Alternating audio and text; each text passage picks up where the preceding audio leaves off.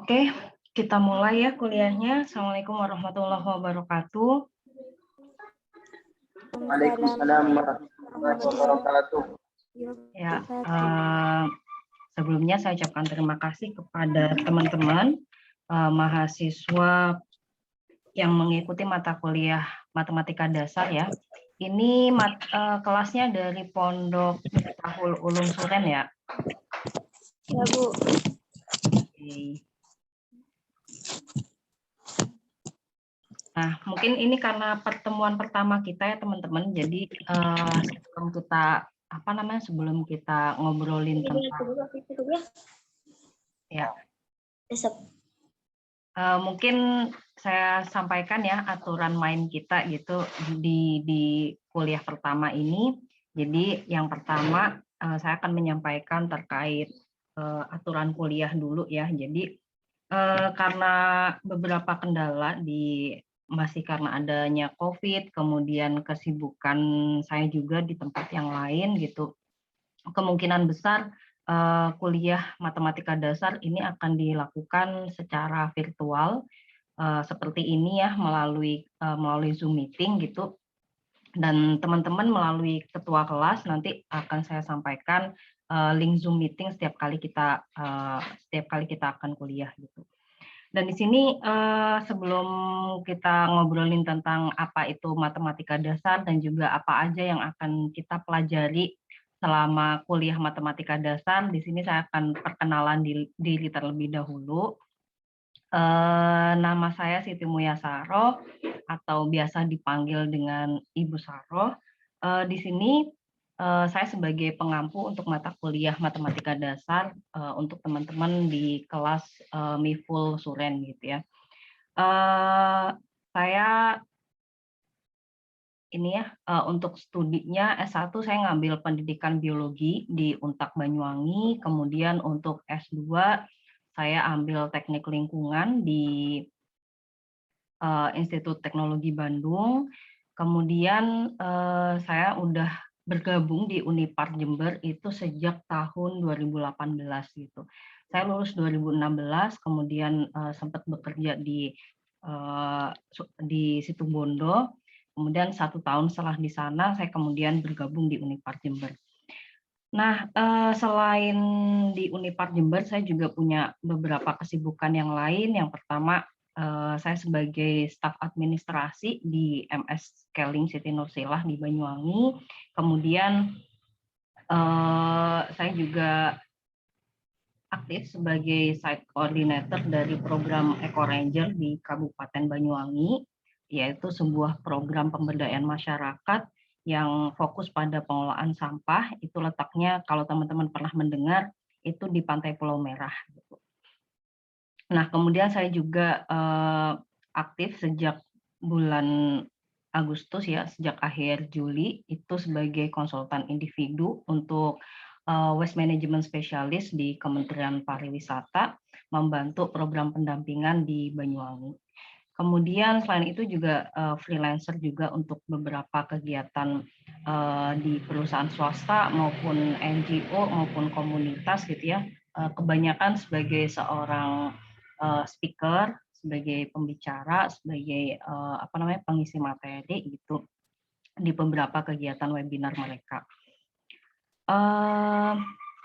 Jadi itu ya sesingkat perkenalan dari saya, dan mungkin sebelum lebih jauh lagi aku juga ingin kenalan sama teman-teman yang ada di Matematika Dasar ini. Monggo, siapa yang mau duluan nih kenalan?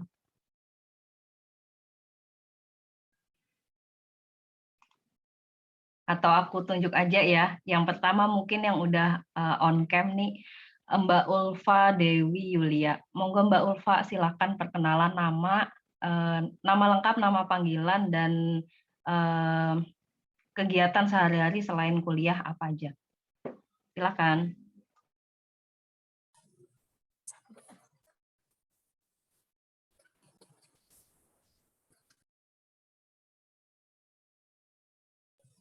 Kegiatan sehari-hari.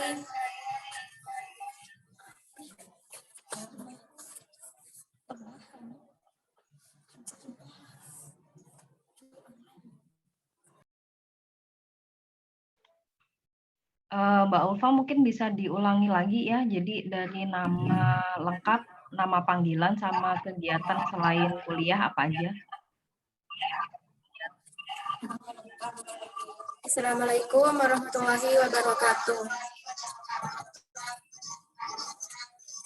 Perkenalkan, nama saya Ulfa Dewi Yulia, biasa dipanggil Ulfa.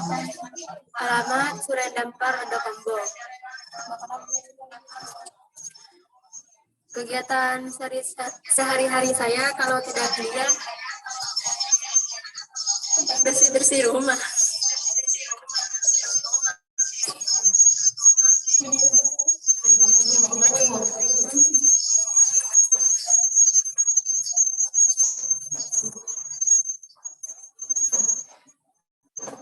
Oke, makasih Mbak Ulfa. Panggilannya Mbak Ulfa ya. Ya. Siap. Next Mbak Siti Holisa. Silakan Mbak. Assalamualaikum warahmatullahi wabarakatuh. Perkenalkan, nama saya Siti Holisah, bisa dipanggil Holis. Alamat saya Karangkedawung Munggulsari. Kegiatan saya selama di rumah bantu-bantu orang tua. Oke, thank you Mbak Holisa. Kemudian lanjut Mbak Selvi Damayanti. Assalamualaikum warahmatullahi wabarakatuh. Perkenalkan, nama saya Selvi Damayanti, bisa dipanggil Selvi. Kegiatan saya, kalau di pondok, biasanya mengikuti kegiatan pondok. Kalau di rumah, bantu-bantu orang tua. Oke, thank you Mbak Selvi. Next Mbak Sofiatul. Assalamualaikum warahmatullahi wabarakatuh. Perkenalkan, nama saya Sofiatul, biasa dipanggil Sofi. Alamat saya Sumber Kalong, Kalisa, Jembel. Kegiatan sehari-hari saya, ya bantu orang tua. Oke, thank you Mbak Sofi. Next Mas Irfan Rahman Wahyudi. Assalamualaikum warahmatullahi wabarakatuh. Perkenalkan, nama saya Irfan Rahman Wahyudi, bisa dipanggil Irfan. Pekerjaan sehari-hari saya selain kuliah mengikuti kegiatan pondok. Oke, thank you Mas Irfan. Lanjut Mbak Siti Fatmawati. Sama-sama, Bu. Assalamualaikum warahmatullahi wabarakatuh. Waalaikumsalam. Perkenalkan, nama saya Siti Fatmawati, biasa dipanggil Fatma, alamat Kalisat. Kegiatan sehari-hari kalau masih di pondok, ikut kegiatan di pondok. Kalau di rumah, bantuin bersih-bersih orang tua, bersih-bersih rumah. Oke, banyak anak yang berbakti ya di sini, suka bantuin orang tua. Thank you Mbak Fatma. Lanjut ke Mbak Zilvin Nabila. Silakan Mbak Zilvin. Assalamualaikum warahmatullahi wabarakatuh. Perkenalkan, nama saya Zilvin Nabila, bisa dipanggil Zilvin. Kegiatan sehari-hari saya cuma bantu orang tua, kalau siangnya ngajar madrasah. Wah, mantep nih Mbak Zilvin. Makasih ya. Lanjut Mas Bimo Mahendra. Silakan Mas.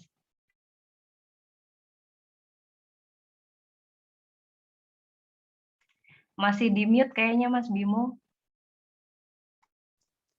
Assalamualaikum warahmatullahi wabarakatuh. Nama saya Bimo Mahendra, alamat Pontianak, Kalimantan. Kegiatan kalau di pondok itu sebagai pembimbing bahasa Inggris di MTS.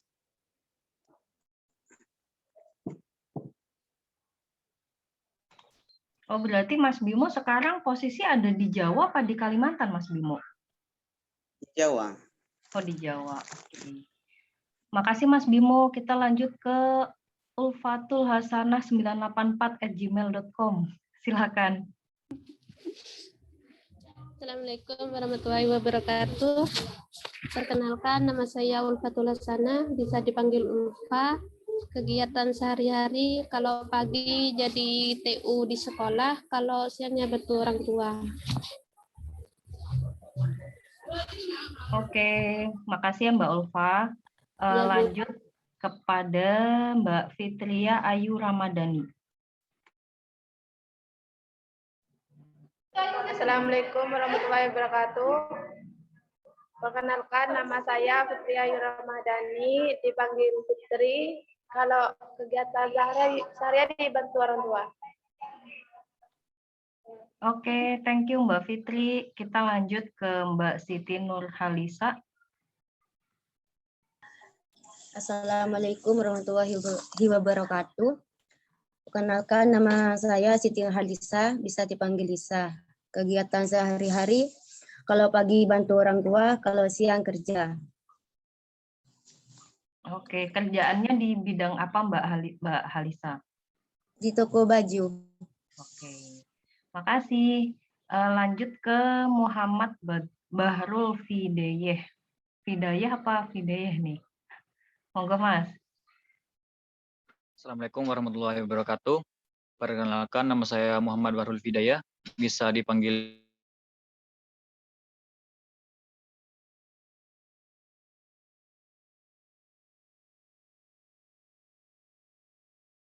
keluarga. Terima kasih. Ya, Mas Bahrul tadi kayaknya agak nge-lag dikit ya kayaknya. Jadi keseharian selain kuliah membantu orang tua ya Mas ya? Iya. Oke, thank you Mas Bahrul. Lanjut ke Maita Adinda F. Silakan. Assalamualaikum warahmatullahi wabarakatuh. Nama saya Maita Adinda Faradila. Saya dari Banyuwangi, Glenmore. Kegiatan sehari-hari selain kuliah yaitu membantu orang tua dan mengikuti komunitas agama. Oke, Mbak Maita. Ini ya, apa namanya, di Glenmore ya. Sekarang posisinya berarti stay di Glenmore. Iya. Oke. Makasih Mbak Maita. Kita lanjut ke Mita Wulandari. Assalamualaikum warahmatullahi wabarakatuh. Perkenalkan, nama saya Mita Wulandari. Saya dari Glenmore, Banyuwangi. Tarian saya membantu orang tua. Oke, thank you Mbak Mita. Berarti ini tetanggaan nih sama Mbak Maita ya. Oke, kita lanjut ke Faiha Laili. Assalamualaikum warahmatullahi wabarakatuh. Nama saya Faikotul Laili dari Mayang. Kegiatan sehari-hari belajar di pondok. Mengikuti kegiatan pondok. Oke, panggilannya siapa nih? Faiha atau Laili? Faik. Faik. Oh, oke. Thank you Mbak Faik. Lanjut ke Mbak Ayu Fitria. Silakan Mbak Ayu.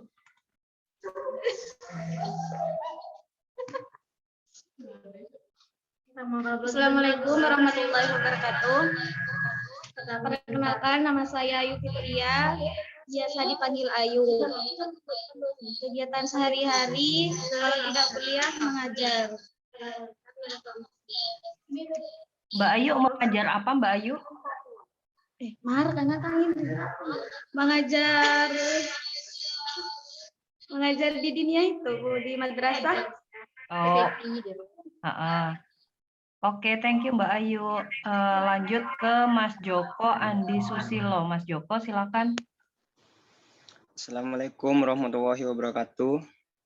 Perkenalkan, nama saya Joko Andi Susilo, dipanggil Joko, alamat Jember. Kegiatan sehari-hari cuma bantu orang tua. Oke, makasih Mas Joko. Berarti stay di Jember ya Mas Joko ya? Iya. Oke, lanjut. Yang belum tadi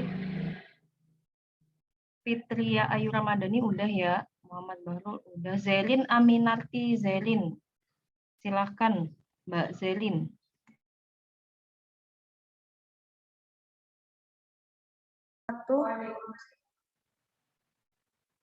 Perkenalkan, nama saya Zerin Aminarti, bisa dipanggil Zerin. Kegiatan sehari saya kalau nggak kuliah, bersih-bersih rumah, sama mengajar diniyah. Oke, sama ya kayak Mbak siapa tadi itu ngajar diniyah juga ya. Makasih Mas Zelin. Lanjut ke Anifatus Solihah.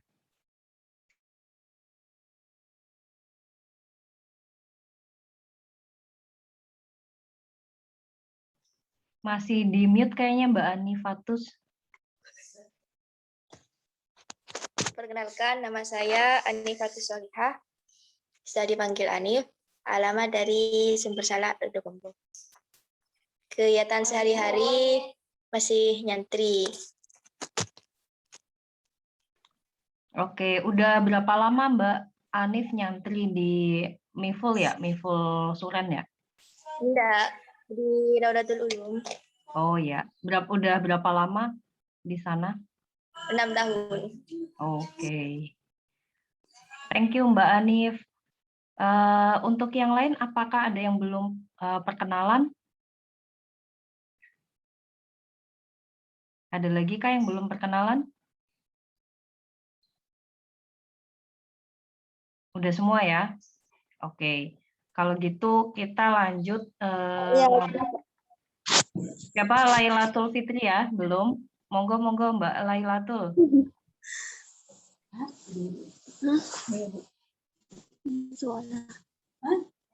Kuliah. Assalamualaikum warahmatullahi wabarakatuh.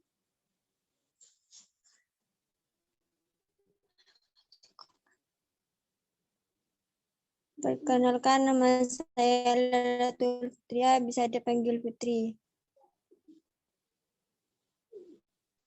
Kegiatan sehari-hari,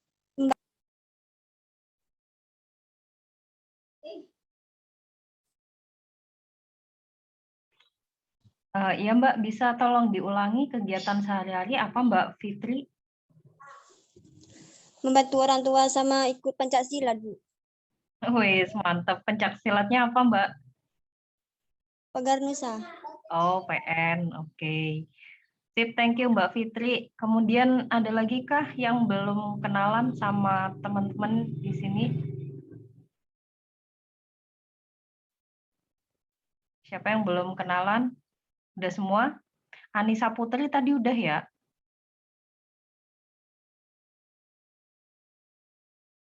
Oke. Belum. Ayo, monggo kenalan Mbak. Nama saya Anissa Adelia Putri, biasa dipanggil Anissa. Alamat Jarahan Silo Jember. Kegiatan sehari-hari bantu-bantu orang tua. Oke, thank you Mbak Anissa. Mbak Anissa apa Mbak Putri nih tadi panggilannya? Oke, Mbak Anissa ya. Oke, thank you Mbak Anissa. Nggak ada lagi kah? Atau masih ada yang belum kenalan? Udah semua ya? Oke. Jadi, thank you semuanya teman-teman.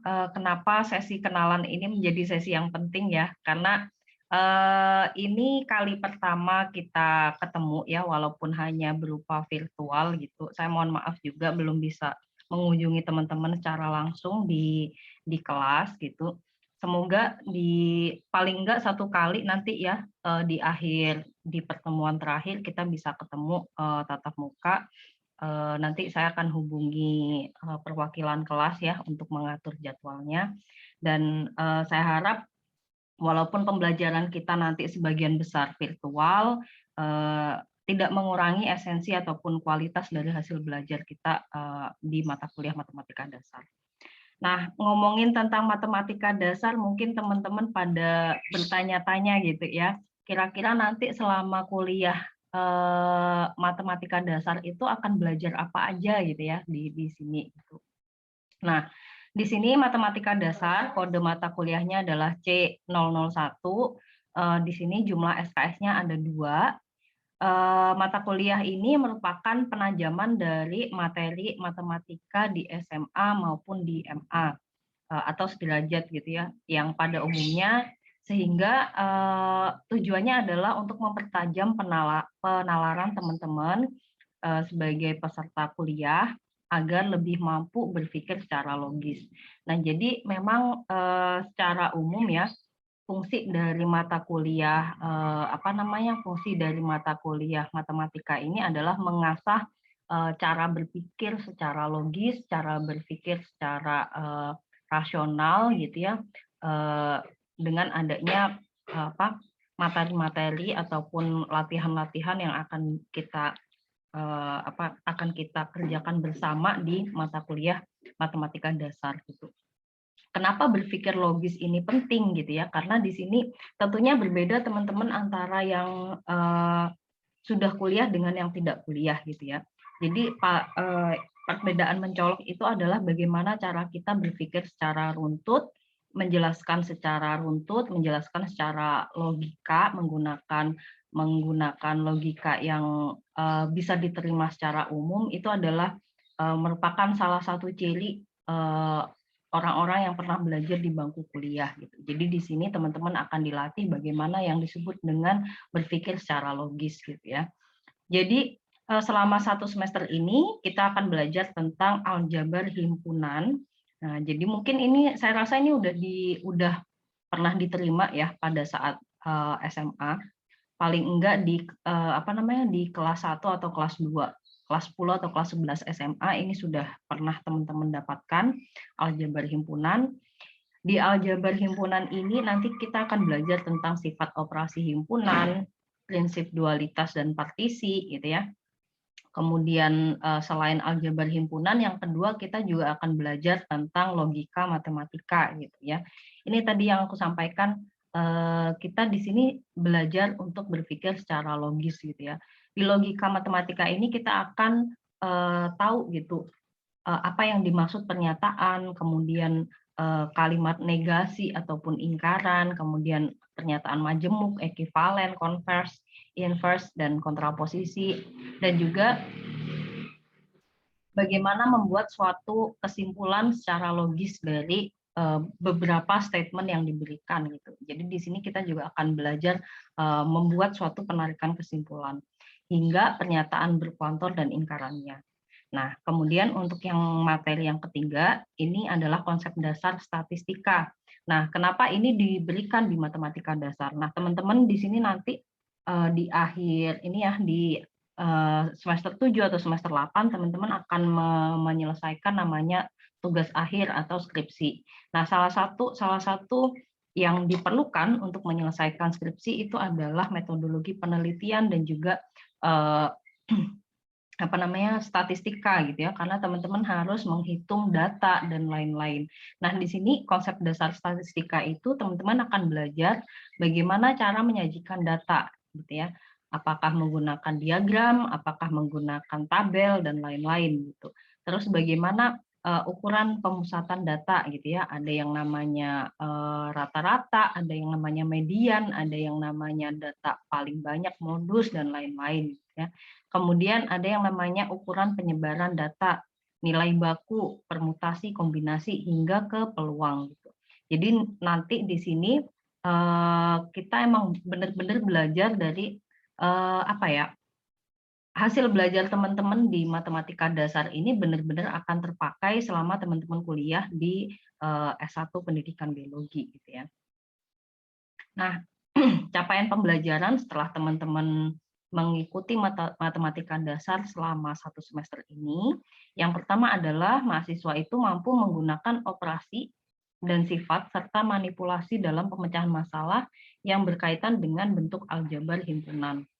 Kemudian yang kedua, mahasiswa mampu menggunakan operasi dan sifat serta manipulasi dalam pemecahan masalah yang berkaitan dengan bentuk logika matematika, menggunakan nilai kebenaran pernyataan majemuk dan implikasinya dalam pemecahan masalah, serta menggunakan sifat dan prinsip logika untuk penarikan kesimpulan dan pembuktian sifat matematika.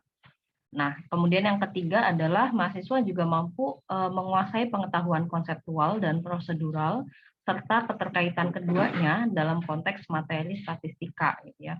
Jadi ini adalah capaian pembelajaran selama 1 semester teman-teman belajar di matematika dasar. Nah, untuk pertemuan pertama ini sebenarnya untuk pertemuan pertama ini sebenarnya saya akan lebih banyak menceritakan tentang gambaran secara umum ya, apa yang akan kita pelajari itu selama 1 semester, kemudian sistem penilaian gitu ya. Jadi bagaimana saya menilai capaian pembelajaran teman-teman gitu ya, bagaimana saya memberikan nilai A, B, C, D, E gitu ya kepada teman-teman gitu ya, kriterianya apa aja gitu. Dan di sini seperti yang saya sampaikan di minggu pertama, saya akan lebih membahas tentang aturan kuliah, kemudian materi selama 1 semester hingga cara penilaian, kemudian untuk yang pertemuan kedua hingga keempat ya. Sebenarnya ini nanti materi bersama teman-teman akan dimampatkan menjadi 4 kali pertemuan, itu yang saya dapatkan informasi dari Pak Sarwo dan juga koordinatornya Bu Lailatus Bu Lailatus ya namanya. Dan di situ di 4 kali pertemuan tatap muka ini, pertemuan virtual maupun tatap muka, di sini kita akan mampatkan gitu ya materi-materinya gitu. Selain kalau jadi berarti ada 10 kali pertemuan di mana teman-teman belajar secara mandiri di rumah gitu. Dan 10 kali pertemuan mandiri di rumah nanti sistem belajarnya akan sistem belajar berkelompok ataupun sistem belajar mandiri gitu. Teman-teman bisa belajar itu melalui latihan-latihan soal yang akan saya berikan di modulnya. Jadi nanti saya akan mengirimkan modul, silakan dipelajari itu secara mandiri di rumah dan bisa disampaikan secara berkala ketika ada persoalan-persoalan ataupun tidak mengerti dari isi modul tersebut gitu. Nah, tadi bahan kajian yang pertama adalah tentang himpunan ya teman-teman. Jadi di sini di himpunan ini indikator ketercapaian pembelajarannya adalah mahasiswa mampu menjelaskan yang pertama definisi dari himpunan, kemudian yang kedua notasi dan cara menuliskan suatu himpunan, yang ketiga macam-macam himpunan, yang keempat relasi antar himpunan, dan yang kelima adalah operasi dan sifat operasi himpunan gitu. Jadi ini 5 subbab yang akan kita pelajari di materi himpunan. Kemudian setelah belajar tentang himpunan, kita akan belajar tentang logika matematika. Ini tadi yang saya sampaikan bahwa fungsi dari mata kuliah matematika dasar ini adalah mengasah kemampuan berpikir dan bernalar secara logis gitu ya. Dan di sini kita akan banyak belajar di mata kuliah di bahan kajian logika matematika. Dan setelah belajar tentang logika matematika ini, mahasiswa diharapkan mampu menjelaskan kembali apa yang dimaksud dengan operasi dan sifat serta manipulasi dalam pemecahan masalah yang berkaitan dengan bentuk logika matematika.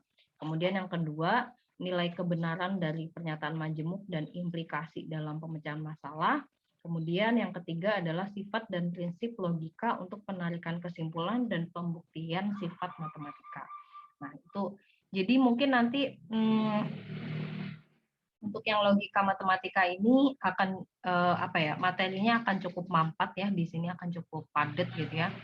Dan sebenarnya nggak perlu takut nggak bisa, karena logika matematika ini pun sebenarnya teman-teman udah dapatkan di bangku SMA ataupun madrasah ya. Ini udah teman-teman dapatkan kalau nggak kelas 11, kelas 12 gitu ya. Ini udah dapat, dan di sini kita akan lebih memperdalam lagi gitu. Kemudian materi yang ketiga yaitu adalah tentang statistika dan peluang gitu ya. Dari subbab ini teman-teman diharapkan mampu menjelaskan tentang cara untuk yang pertama menganalisis data statistika secara deskriptif gitu ya. Jadi cara menganalisis data statistika itu ada yang secara deskriptif, ada yang penyajian datanya kuantitatif dan lain-lain gitu ya. Jadi di sini nanti teman-teman khusus di bagian deskriptif. Kemudian yang kedua adalah menganalisis penyajian data dalam bentuk tabel, diagram ataupun grafik gitu ya. Jadi nanti teman-teman juga akan belajar gitu ya, bagaimana cara membaca suatu data dalam bentuk tabel gitu ya. Apa arti ataupun maksud dari data yang ada di dalam grafik ataupun diagram gitu. Kemudian yang ketiga menganalisis ukuran pemusatan rata-rata, median, modus gitu ya dari suatu data statistik gitu ya. Jadi ketika ada satu set data yang kita peroleh, contohnya adalah data, kalau tadi teman-teman ada yang sebagai guru kan ya, ada yang sebagai guru mengajar gitu ya di diniyah ataupun di madrasah gitu. Pasti teman-teman udah nggak asing ya dengan istilah daftar nilai siswa kelas sekian gitu ya, mata pelajaran misalkan mata pelajaran matematika atau mata pelajaran bahasa Inggris gitu ya. Nah pasti teman-teman memerlukan dong data yang namanya misalkan data rata-rata kelas gitu ya, atau data rata-rata 6 kelas paralel berapa data rata-ratanya gitu ya, atau data nilai tengah dari nilai bahasa Inggris kelas 10A misalkan seperti itu. Nah, ini kita akan belajar bagaimana menganalisis data-data tersebut gitu ya. Dan di sini saya harap teman-teman sudah dibekali dengan ini ya. Sebenarnya ini juga materi yang sudah ada di tingkat SMA ataupun tingkat madrasah aliyah. Jadi harusnya di sini kita udah lebih advance lagi. Kalau dulu mungkin di SMA ataupun di MA ataupun di SMK kita belajarnya manual, menghitung menggunakan kalkulator gitu ya. Tapi saya harap di sini kita bisa belajar langsung menggunakan Excel, dan itu saya lihat akan jauh lebih gampang dan aplikatif buat teman-teman yang memang sudah bekerja di bidang pendidikan mungkin ataupun bidang lain yang membutuhkan analisis data, pemusatan data, ukuran pemusatan data ini. Kemudian yang keempat ya. Yang keempat kita akan belajar tentang menganalisis ukuran penyebaran. Kita akan tahu gitu ya, ada yang namanya range, ada yang namanya kuartil, ada yang namanya simpangan baku, variasi gitu dari suatu subset data statistik. Kemudian yang kelima, kita akan belajar menganalisis nilai baku dari data statistik gitu ya. Jadi ada istilah nilai baku ataupun standar deviasi dan lain-lain gitu dari suatu data statistik. Dan yang terakhir, bagaimana kita bisa memecahkan masalah sehari-hari berkaitan dengan teknik membilang, permutasi, kombinasi, dan peluang. Ini optional ya, kalau yang terakhir ini kita akan bahas ketika memang waktunya cukup gitu ya, karena materinya juga ini lumayan banyak sebenarnya. Oke, itu tadi terkait tentang materi ya. Jadi sebenarnya materi kita ada 3, materi tentang himpunan, logika matematika, dan statistika dan peluang gitu. Ada tiga materi itu yang akan kita pelajari selama 1 semester. Nah, kemudian bagaimana sih cara saya menilai hasil belajar teman-teman gitu ya, baik itu secara langsung di kelas pada saat seperti ini ataupun pada saat belajar secara mandiri di rumah gitu ya. Jadi ada 4 komponen evaluasi yang akan saya gunakan. Yang pertama adalah kehadiran dan juga partisipasi dalam kelas. Nah, jadi teman-teman hadir dalam kelas ya, dalam baik itu secara virtual maupun secara tatap muka ya, kehadiran teman-teman dalam setiap kelas yang diberikan itu akan mendapatkan bobot 15% dari total nilai. Kemudian yang kedua adalah tugas dan diskusi sama presentasi. Ini nilainya saya kasih yang paling gede karena memang teman-teman akan banyak belajar secara mandiri di rumah gitu ya. Jadi nilai bobotnya 35%. Kemudian teman-teman juga ada yang namanya UTS nanti ya, ujian tengah semester itu bobotnya 25% dari total nilai. Kemudian UAS, ujian akhir semester itu 25% dari total nilai gitu. Jadi sehingga kalau kita totalkan semua itu bobotnya 100%. Nah, di sini saya kasih nilainya ini ya 0 sampai 100 gitu ya.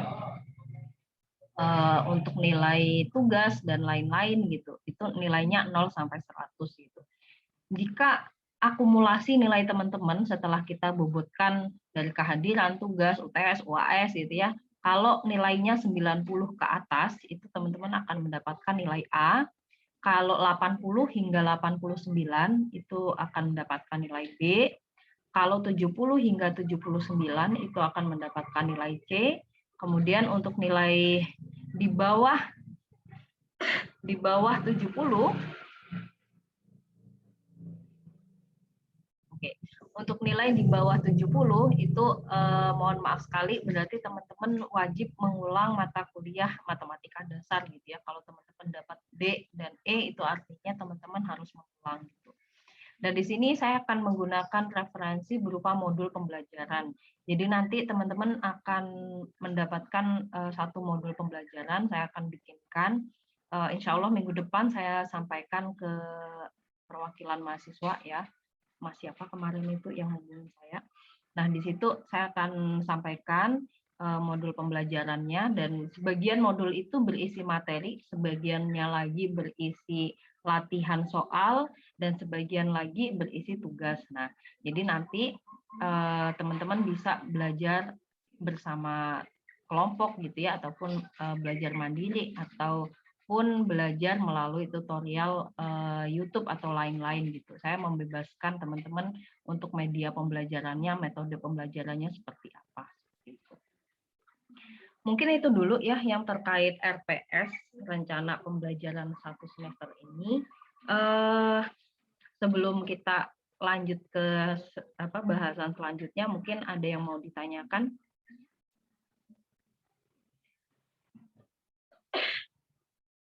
Kalau ada yang mau ditanyakan bisa langsung raise hand atau langsung open mic ataupun tuliskan di kolom chat kalau memang tidak bisa open mic.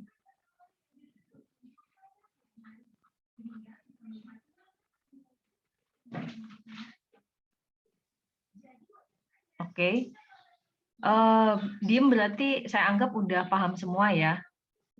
Nah, jadi itu tadi materi yang akan kita pelajari bersama selama 1 semester tentang himpunan, logika matematika dan statistika, dasar-dasar statistika, dan di situ nanti sistem belajarnya saya akan berikan modul pembelajaran yang bisa teman-teman pelajari secara mandiri di rumah. Seperti itu. Nah, karena tadi aku sampaikan bahwa kita ini secara ini saya dititipi sama Pak Sarwo ya, jadi pembelajaran untuk teman-teman di kelas Miftahul Ulum Suren ini maksimal 4 kali pertemuan gitu ya, 4 kali tatap muka dan sisanya adalah belajar mandiri di rumah. Jadi saya ingin selama kita tatap muka 1 kali seperti ini bisa maksimal ya gitu. Jadi teman-teman kalau ada sesuatu yang kurang dipahami segera sampaikan gitu supaya saya juga bisa memberikan apa gitu untuk bisa membantu teman-teman memahami materinya ataupun memahami sistem yang akan digunakan selama perkuliahan di matematika pusat. Oke, kalau belum ada pertanyaan lagi saya akan lanjut ke pembahasan yang pertama ya. Jadi tadi kita udah ngobrolin tentang himpunan. Himpunan itu jadi 1 dari 3 materi yang akan kita pelajari selama 1 semester. Mungkin teman-teman udah pernah mendengar istilah himpunan. Ada yang pernah mendengar? Bu. Ya. Mas Irfan ya, Mas Irfan, kalau himpunan tuh maksudnya seperti apa, Mas? Atau contoh penggunaan kata himpunan itu Mas Irfan pernah dengar di apa?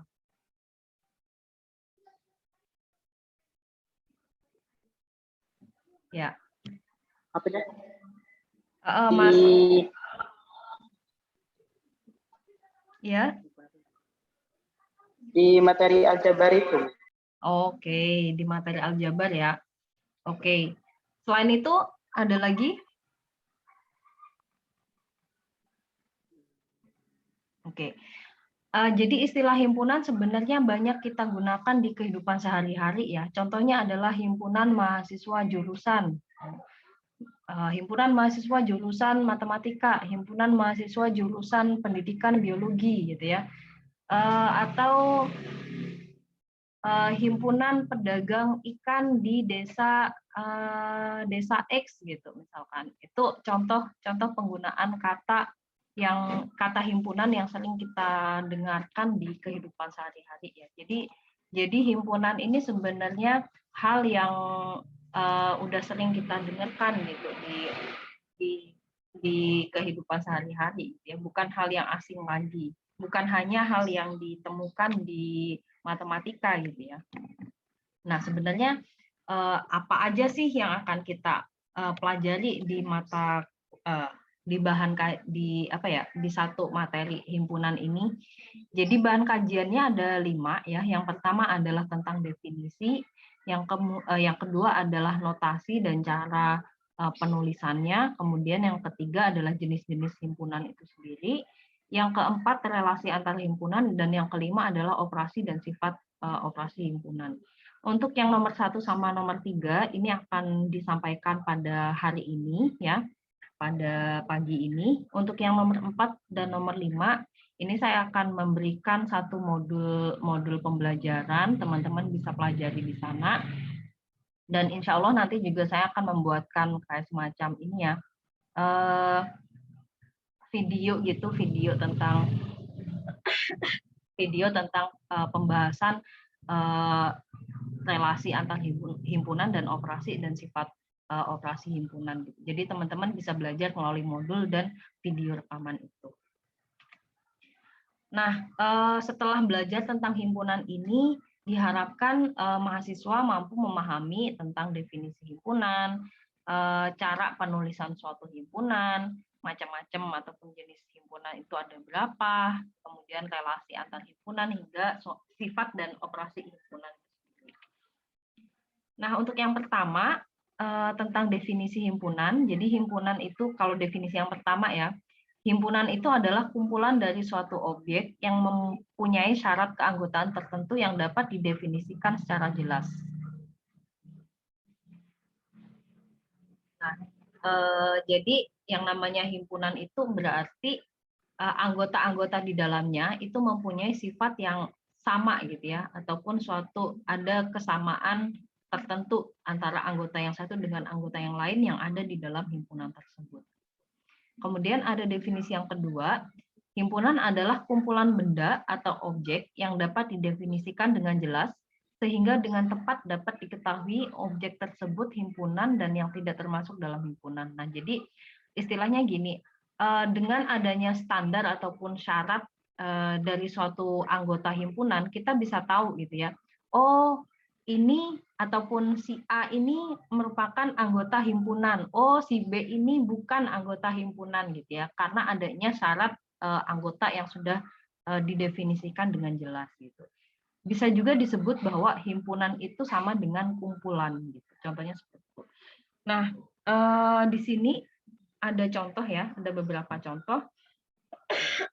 Yang pertama, kumpulan siswa perempuan gitu ya. Itu kan sudah jelas ya, yang namanya himpunannya berupa apa? Anggotanya siswa berarti orang yang sedang belajar ya, ataupun terdaftar dalam suatu akademi dan berjenis kelamin perempuan gitu. Jadi yang menjadi anggota di situ hanyalah siswa dengan jenis kelamin perempuan. Yang laki-laki berarti bukan termasuk dalam kumpulan tersebut. Kemudian contoh yang kedua adalah kumpulan dosen yang sedang mengajar. Nah, jadi dalam himpunan ataupun kumpulan tersebut hanya dosen yang sedang mengajarlah yang menjadi anggotanya ataupun menjadi bagian dari kumpulan tersebut. Ada dosen tapi tidak sedang mengajar gitu ya, dosennya lagi rehat misalkan, dosennya lagi cuti, ya berarti dia bukan bagian dari kumpulan tersebut gitu ya, karena yang menjadi anggotanya adalah dosen yang sedang mengajar. Kemudian contoh yang ketiga adalah kumpulan meja belajar gitu ya. Artinya yang bukan meja untuk belajar nggak bisa menjadi anggota himpunan itu gitu ya. Contohnya meja makan atau meja tenis ataupun jenis meja yang lain, berarti itu bukan bagian dari kumpulan tersebut. Terus ada contohnya lagi himpunan kursi gitu ya. Berarti hanya kursilah yang menjadi anggota dari himpunan itu. Yang bukan kursi apa? Bisa jadi motor, bisa jadi mobil, bisa jadi sepeda ataupun yang lain, itu bukan bagian dari himpunan. Contoh lagi himpunan penonton bioskop wanita gitu ya. Jadi yang menjadi anggota dari himpunan itu hanyalah penonton bioskop berjenis kelamin wanita ataupun pria gitu ya. Tergantung ini kita mau mendefinisikan seperti apa itu.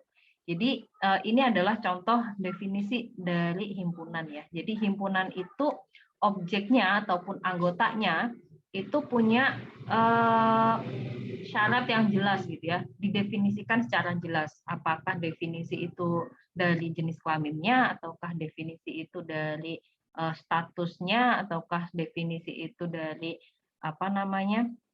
dari kegiatannya atau apa gitu. Jadi ada definisi yang jelas dan semua orang pasti memahami gitu. Nah, ini ada 5 pernyataan ya. Ada 5 pernyataan. Kalau yang tadi kita udah membahas tentang definisi himpunan, kira-kira kalau menurut teman-teman nih dari pernyataan 1 sampai 5, mana yang termasuk himpunan? Nih. Yang pertama adalah kumpulan lukisan indah di ruang pameran. Apakah itu termasuk himpunan? Kalau ada yang mau menjawab,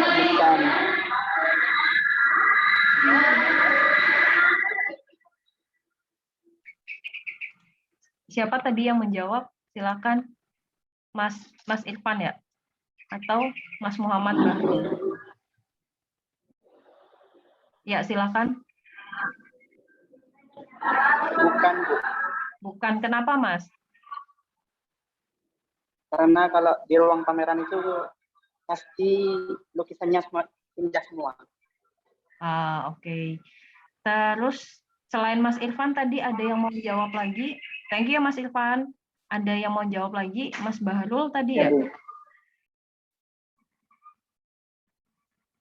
Mas Bahrul? Tadi udah open mic? Iya, bukan, Bu. Bukan, kenapa, Mas?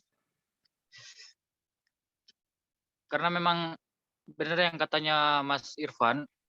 Soalnya kalau yang di ruang pameran itu memang semua lukisannya sudah indah dan sama-sama semua. Oke, thank you. Sama-sama. Ada yang mau memberikan jawaban lain ataukah alasan yang lain? Oke, jadi nomor 1, ya benar ya jawabannya Mas Irfan sama Mas Bahrul tadi. Nomor 1 itu bukan termasuk himpunan, tapi alasannya kurang tepat ya. Jadi alasannya bukan karena semua lukisan yang ada di pameran itu indah, bukan. Tapi gini, definisi dari indah antara satu orang dengan orang yang lain itu bisa berbeda. Nah, yang dimaksud himpunan di sini adalah definisi itu harus jelas gitu ya. Kita menyebut itu indah itu seperti apa, sementara indah itu adalah sesuatu hal yang tidak bisa kita kategorikan gitu ya. Dalam artian indah itu tidak bisa ada nilai secara bakunya gitu ya. Berbeda dengan ketika kita menghitung 1 tambah 1 sama dengan 2, itu sudah ada nilai jawaban pasti 2 gitu ya. Kalau enggak 2 berarti jawabannya salah. Nah, seperti itu. Nah, cuman ketika ada istilah indah di sini, kita nggak bisa menilai apakah indahnya antara indah yang saya maksud dengan indah yang dimaksud oleh Mbak Anissa ataupun Mbak Ayu atau teman-teman yang lain atau Mas Baharul atau Mas Irfan itu bisa jadi berbeda gitu ya, indahnya, kategori indahnya bisa berbeda, sehingga nomor 1 ini bukan termasuk himpunan gitu ya. Karena apa? Kategori indah di sini itu tidak bisa didefinisikan secara jelas. Seperti itu ya. Oke. Kemudian yang kedua nih, ada pernyataan yang kedua, kumpulan wanita cantik di kelasmu. Nah, ada yang mau kasih jawaban nih, kira-kira ini termasuk himpunan atau bukan?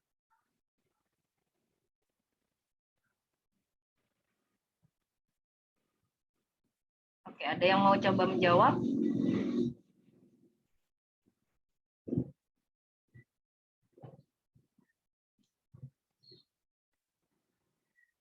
Halo, ada yang mau mencoba jawab kira-kira untuk pernyataan kedua ini dia termasuk himpunan atau tidak? Kurang lebih sama ya sama yang nomor 1 tadi ya. Iya, Bu. Ya, silakan Mas Irfan, gimana?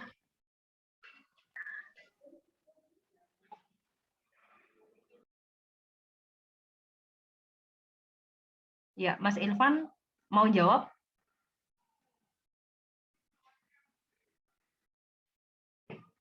Oke, jadi sebenarnya ini sama ya, kurang lebih sama dengan yang nomor 1 tadi ya. Istilah cantik, mungkin misalkan contohnya, Mas Irfan ada rasa nih sama Mbak Ayu, contohnya seperti itu ya. Ya bagi Mas Irfan Mbak Ayu itu cantik gitu ya, tapi mungkin Mbak Anissa melihat Mbak Ayu ya biasa aja gitu ya.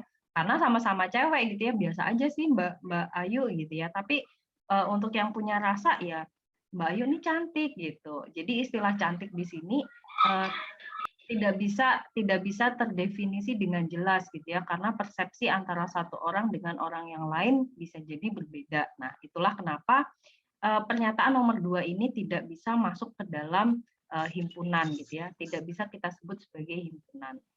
Nah, kemudian yang ketiga nih, kumpulan siswa yang berkacamata di kelasmu. Nah, monggo Himpunan, Bu. Himpunan ya, Mas Baharul. Kenapa Mas Baharul? Iya, Bu, himpunan. Himpunan ya. Oke, ada yang mau jawab? Iya. Ya, ada yang mau jawab lagi? Mbak Faik? Himpunan, Bu. Himpunan ya. Oke, ada Ya. lagi yang mau jawab? Mas Bimo?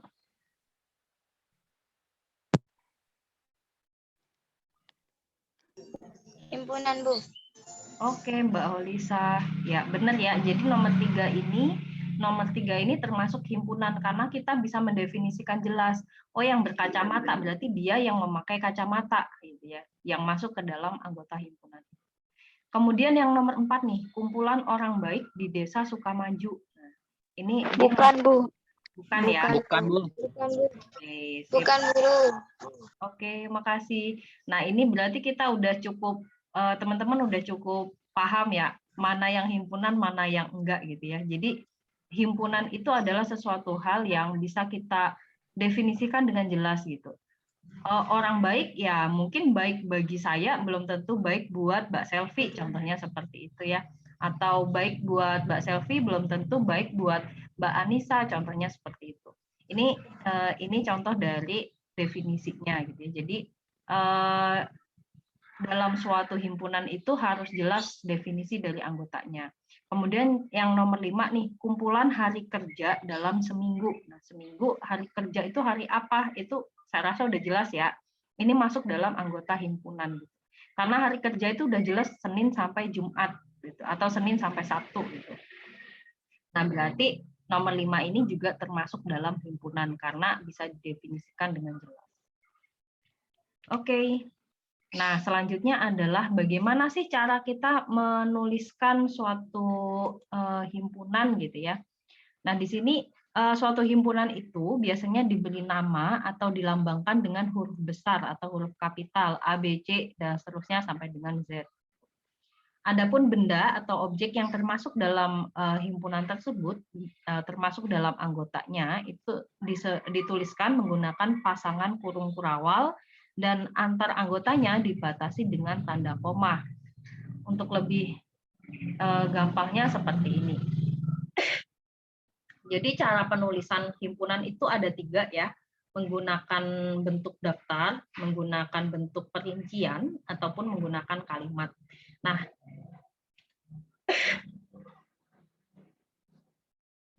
untuk yang ini tadi ya, untuk yang pembahasan yang ini tadi, penjelasan ini, itu lebih kepada contoh yang nomor 1 ini.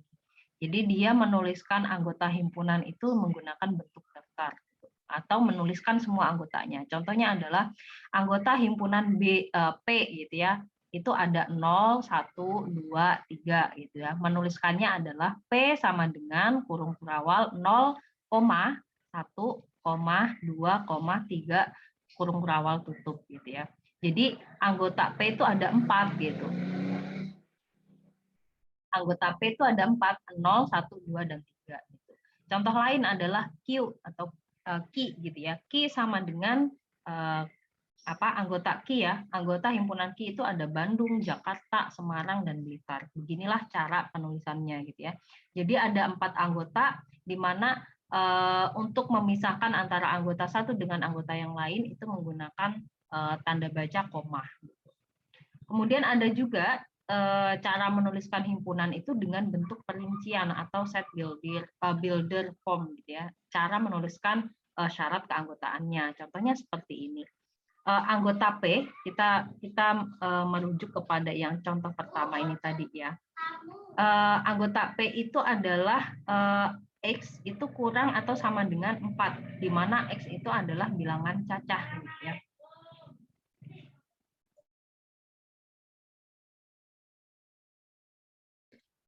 Nah, di sini bilangan cacah itu sebenarnya bilangan yang dimulai dari 0 kan ya. Bilangan yang dimulai dari 0 gitu. Berarti X-nya itu kurang atau sama dengan 4 gitu ya. Bilangan cacah yang dimulai dari 0, karena nilai X-nya itu 0 sampai dengan 4.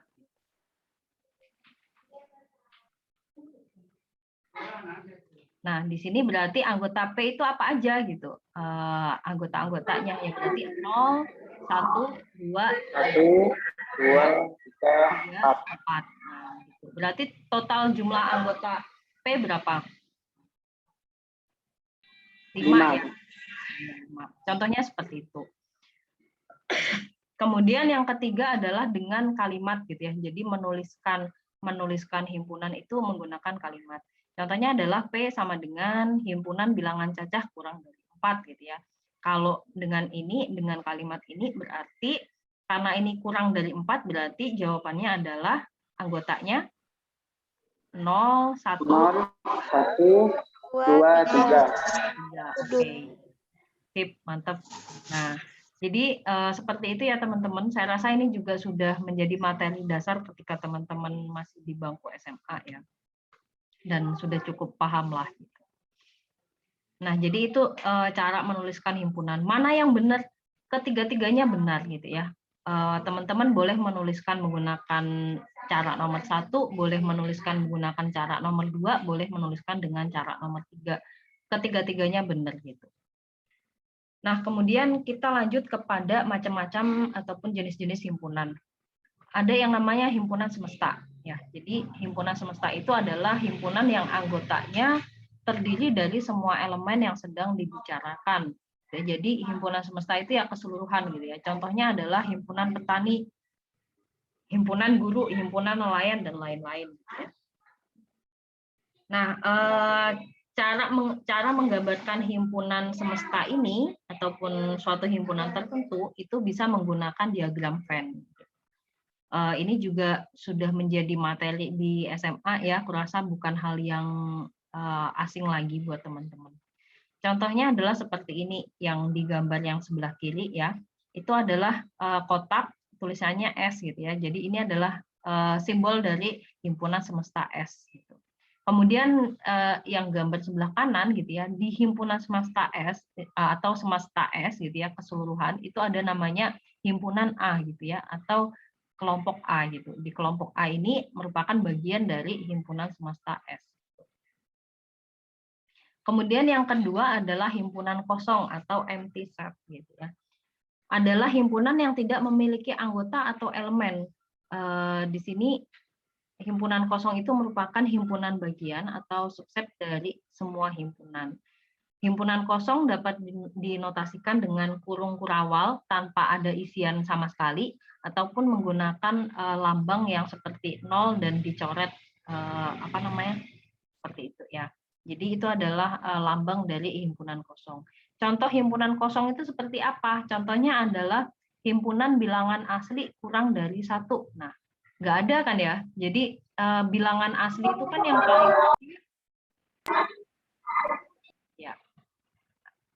Himpunan bilangan asli itu kan yang paling kecil 1 gitu ya. Jadi kalau ada yang bilang himpunan bilangan asli kurang dari 1, ya nggak ada gitu ya. Berarti himpunan ini nggak ada anggotanya gitu. Sehingga dituliskan, bisa dinotasikan seperti ini.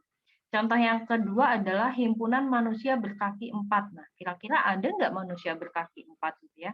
Secara umum nggak ada gitu ya manusia berkaki 4, kecuali kalau ada kelainan dan lain-lain, itu tidak termasuk dalam himpunan ini gitu.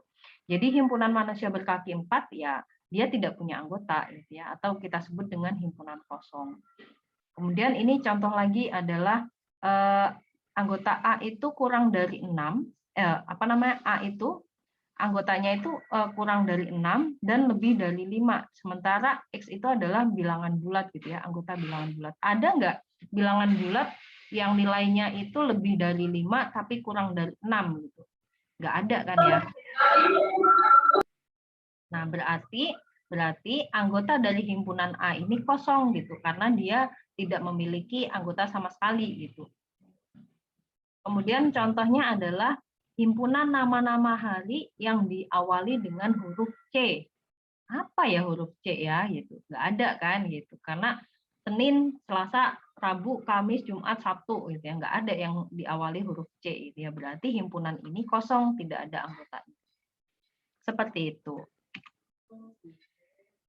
Kemudian contoh jenis himpunan yang ketiga itu adalah himpunan kuasa atau power set. Himpunan kuasa dari A adalah himpunan yang anggotanya terdiri dari semua himpunan bagian dari A, dinotasikan dengan P dalam kurung A, seperti ini. Contohnya adalah A itu anggotanya 1, 2, 3, maka P ataupun himpunan kuasa A itu adalah anggota-anggotanya adalah yang kosong dulu, kemudian 1, 2, 3, 1 dan 2, 1 dan 3, 2 dan 3, 1, 2, 3. Jadi yang dimaksud dengan himpunan kuasa ini adalah semua anggotanya itu merupakan seri kombinasi dari masing-masing anggota yang ada di himpunan tersebut. Itu adalah himpunan kuasa. Bisa jadi kosong, bisa jadi 1, 2, 3, ataupun kombinasi 1, 2, 1, 3, 2, 3, atau 1, 2, 3. Ya. Jadi seperti ini adalah himpunan kuasa. Berarti jumlah anggota himpunan kuasa di A ini berapa? Kita hitung 1, 2, 3, 4, 5, 6, 7, 8. Seperti itu. Nah, kemudian jenis yang keempat adalah kardinalitas gitu ya. Jika himpunan A memiliki N buah elemen yang berbeda, maka A adalah himpunan berhingga dan N merupakan kardinalitas dari A atau banyaknya anggota himpunan A. Ditulis dengan ini ya, kayak semacam buka kurung juga gitu ya, atau tanda ini ya, tanda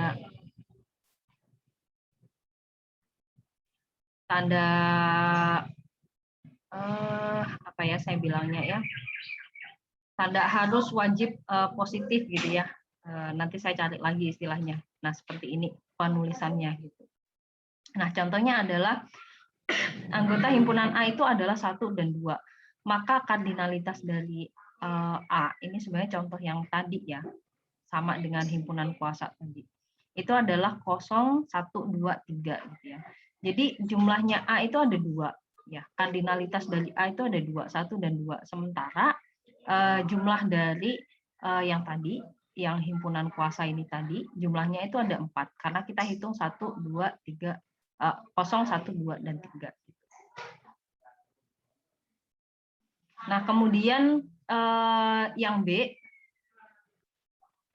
sorry, ini kayaknya ada kesalahan ya, ini harusnya 0, 1, kemudian 2, 1, dan 2, ini bukan 3 nih harusnya, salah nih. Kemudian contoh yang lagi adalah himpunan B itu punya anggota 1, 2, dan 3. Maka himpunan kuasa dari B itu adalah 0, 1, 2, 3, 1, 2, 1, 3, 2, 3, 1, 2, 3 gitu ya. Jadi kardinalitas dari B itu ada 3, totalnya itu ada 3, 1, 2, 3. Kita bisa hitung di sini. Sementara kardinalitas dari banyaknya anggota himpunan A itu ada 8. Kita hitung di sini 1, 2, 3, 4, 5, 6, 7, 8 gitu ya. Nah, seperti itu. Dan seterusnya gitu. Nah, sebenarnya ini cukup gampang untuk dicari ya, karena ada ininya, ada rumusnya gitu. Jadi untuk menghitung berapa sih banyaknya anggota himpunan A dalam suatu kardinalitas gitu ya, kardinalitas dari A gitu ya, itu bisa dihitung dengan 2 pangkat N gitu ya, 2 pangkat N. N-nya itu apa? N-nya adalah jumlah dari anggota himpunan itu sendiri. Contohnya misalkan kardinalitas dari B berapa gitu ya, ya berarti 2 pangkat N. N-nya berapa? Ada 3, karena anggota himpunan B itu ada 3, 1, 2, dan 3 gitu ya. Jadi 2 pangkat 3 sama dengan 8. Dan seterusnya seperti itu. Nah, ini yang terakhir ya, karena kelas kita hampir selesai.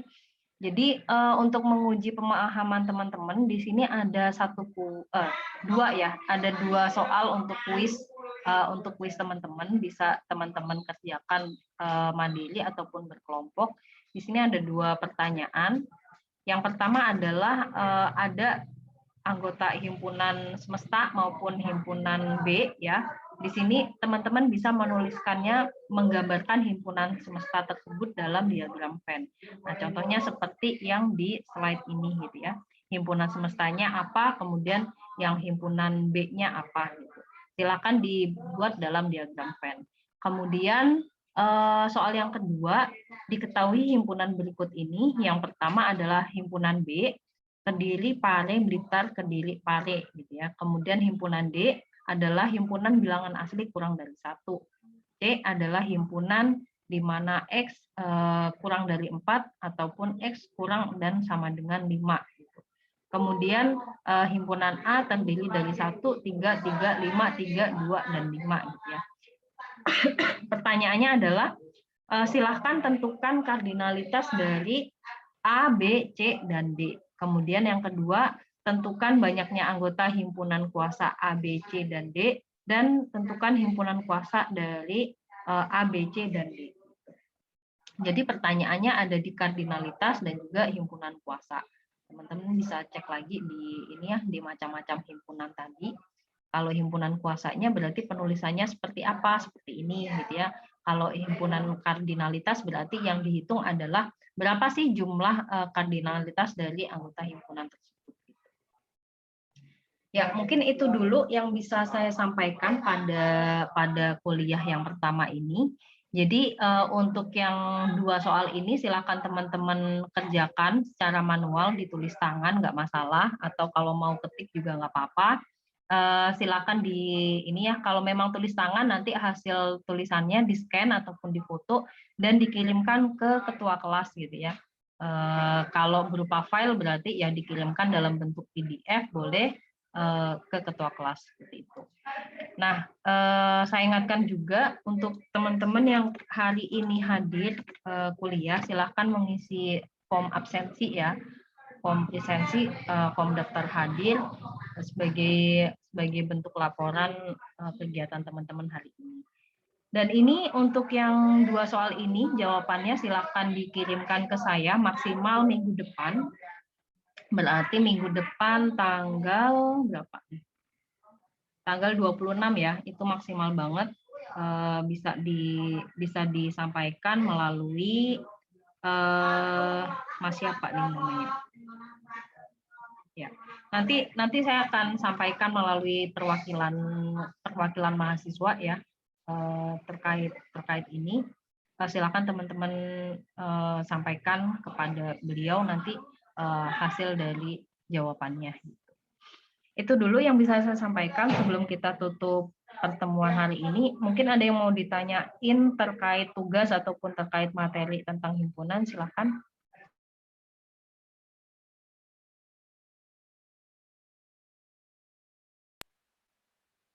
Bu, saya mau tanya.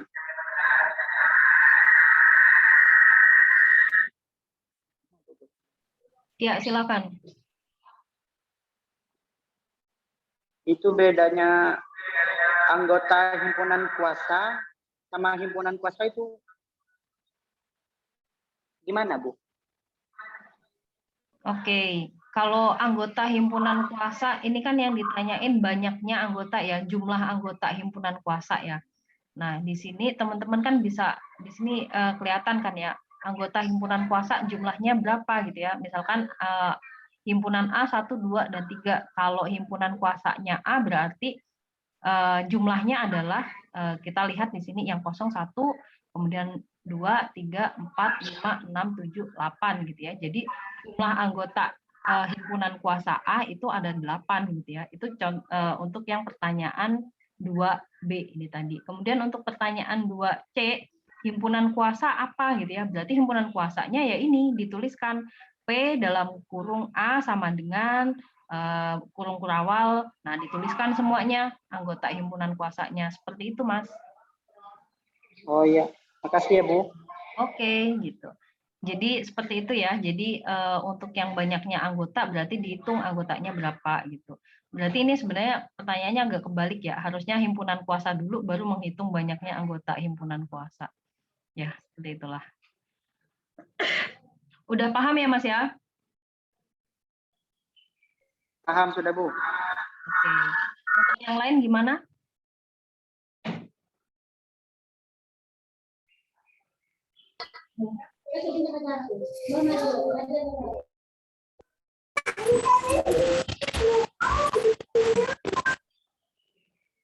Oke, kalau nggak ada pertanyaan lagi, akan saya tutup ya pertemuan kita yang pertama ini. Jadi ini adalah PR teman-teman, dua soal ini PR teman-teman bisa dikerjakan dan nanti dikumpulkan kepada perwakilan mahasiswa. Kemudian maksimal pengumpulan tugas minggu depan, dan untuk pembelajaran mandiri selanjutnya akan saya berikan modul pembelajaran ya, modul pembelajaran yang bisa dipelajari secara mandiri. Saya juga nanti akan membuatkan satu video tutorial maupun video video pembelajaran yang bisa teman-teman cek di rumah masing-masing gitu. Mungkin itu dulu yang bisa saya sampaikan. Saya ucapkan terima kasih ya atas kehadiran teman-teman hari ini. Jangan lupa mengisi daftar hadirnya. Daftar hadir akan saya tutup jam 10 pagi ini, dan tidak ada yang namanya saya lupa ataupun ketinggalan belum mengisi daftar hadir gitu ya. Nah, jadi daftar hadir akan saya tutup di jam 10, segera diisi, dan kita akan ketemu lagi kemungkinan di 2 ataupun 3 minggu ke depan gitu. Selama itu nanti akan ada akan ada beberapa tugas juga untuk mengisi pembelajaran teman-teman secara mandiri. Mungkin itu dulu yang bisa saya sampaikan. Terima kasih. Saya juga mohon maaf kalau ada kekurangan selama penyampaian materi ataupun selama penjelasan yang bisa saya sampaikan pada pagi hari ini. Terima kasih. Billahi taufik wal hidayah. Wassalamualaikum warahmatullahi wabarakatuh. Waalaikumsalam warahmatullahi wabarakatuh.